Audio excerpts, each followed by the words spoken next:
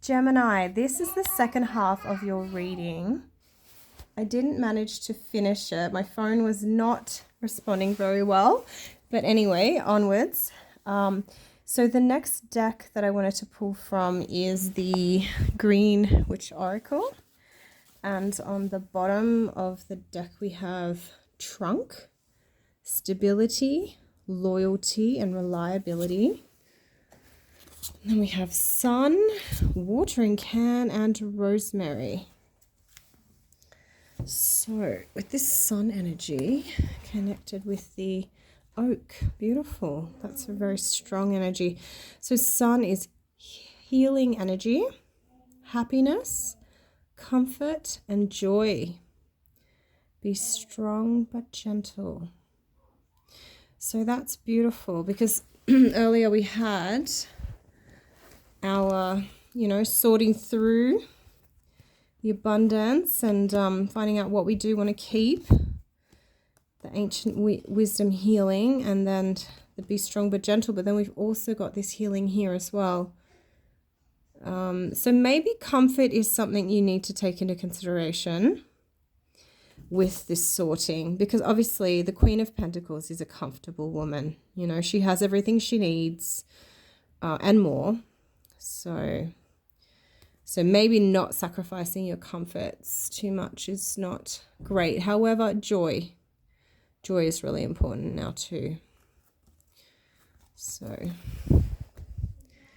the next one we have is, this is our central card, is Watering Can. Asking for help, sharing burdens, which is linked with this believe in your dreams. So there's someone that might be able to help you with these dreams. They might be able to help share the burdens if you ask for their help. It could be someone that you dance with if you are a dancer. And then we have Rosemary, remembrance, loyalty, and faithfulness with the protection.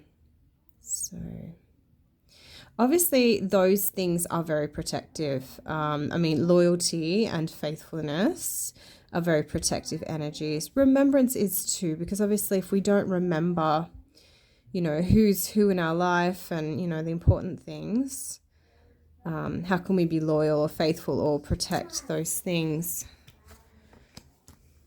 The last cards I'm going to pull from are the Australian Wildflower cards, and on the bottom of the deck we have Tree, Spider, Orchid, Resolve. Our first card is Water Ribbons, Freedom, Fairy Aprons, Guidance, and Sturt's Desert Pea, Overcoming. So our first card, Water Ribbons, says, water ribbons mean freedom. You are now free to take new paths. Opportunities arise, enabling you to do what your heart truly desires. It is also shows that perhaps you need to give freedom to your emotions. Trust in the environment and others are both important right now. What can you let go of to lighten your load and become truly free? There is a changing tide, but you need to choose whether going with it or against it will benefit you in the long term. Water Ribbons warns against drifting aimlessly and becoming ungrounded. As a healer, it supports those with trust issues and is very good for people who have a fear of crowds or new situations. So that one definitely resonates with that sense of, the first card about, sacrificing, the excesses in your life, like letting go of things. And that, it really is our material possessions that weigh us down in a way, so that one's really resonant there for you, Gemini.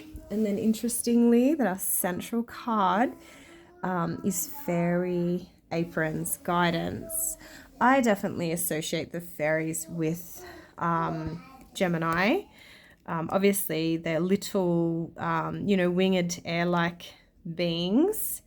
The angels to me are maybe more Aquarian because they're larger and, they have that universal type of energy, whereas the fairies are more of that, like the butterflies, Gemini energy is a lot more light-hearted than I think the Aquarian energy, and very quick, and with the Mercury connection. So the energy surrounding fairy aprons is guidance, especially that connected with your intuition and divinity. You know what is right for you now. You have the answer within. You need to listen to your inner self, to your guides, and trust that you are being directed towards what is right for you. Nature will support you if you believe and connect deeply. Ask and the answers will come. The light will shine again. The challenge associated with fairy aprons is trickery. Be very careful of secrets that you have been entrusted with, and be aware that others may not be sharing theirs.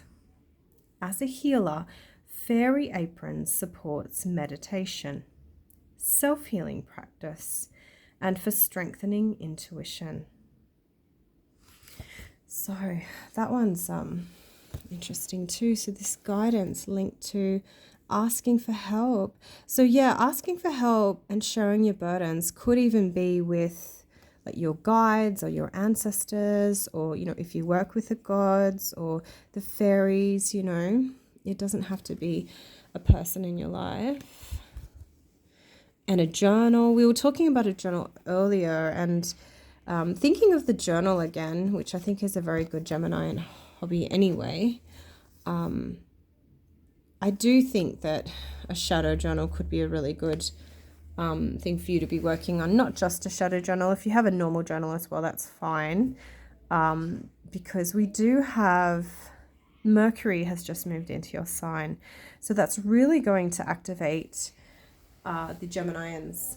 The Geminis. As it moves through your sign, it will conjoin with whatever placements you have there. And Mercury is all about, communication and things like that. And the mental plane. And so Sturt's Desert Pea Overcoming. This is our last wildflower today. And it is quite a significant one. It's the floral emblem of South Australia. Let go. Something needs to be released. It is time to move on to the next phase with a new vision and understanding. Hurts from the past may be resurfacing now. In order to progress, acknowledge this and work on the issues that come up. Now can be a time of very powerful emotional growth. Someone or something may let you down, but do not take it personally. You do not know all the facts. As a challenge, Sturt's Desert Pea warns of deep emotional hurt and of repeating the patterns of the past that cause you sadness. As a healer, there is no more power flower than Sturt's Desert Pea to support emotional healing on all levels. So overcoming, and then we have the rosemary, the cedar with protection, innocent childhood, potential materialism, and the adventure. So, an interesting reading we have today. So, just a bit of astrological musing as well. So we do have the Mercury that's just moved into True Sky Gemini, and we do have Venus still in True Sky Gemini. So I did see a little bit of the Venusian energy in this reading. Obviously the Lover's card is a Venusian card, and also linked with Mercury as well.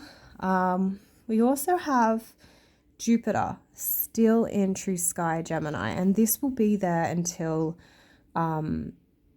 close to the time when the sun moves into true sky Gemini. So it's the 20th when the sun moves into true sky Gemini. So Jupiter will still be in your sign for a little bit longer. However, it is leaving.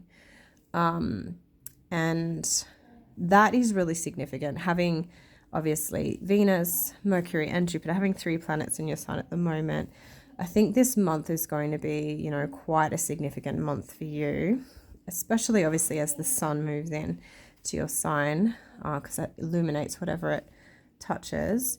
But yeah, obviously the quicker moving, the inner planets like Venus and Mercury as well. And Jupiter is such a beneficial, you know, planet to have in your sign. So this is your reading for the month of June. I hope you have a fantastic month ahead, Gemini. And if you've gotten this far, if you watch my other reading or not, that's fine. I would suggest you watch the first reading first. However, it's up to you. Yeah, if you could like, comment, and or subscribe, that would be wonderful. And thanks to everyone that already has. And yeah, I'll be back with another reading soon. Okay. Thank you. Bye. Take care.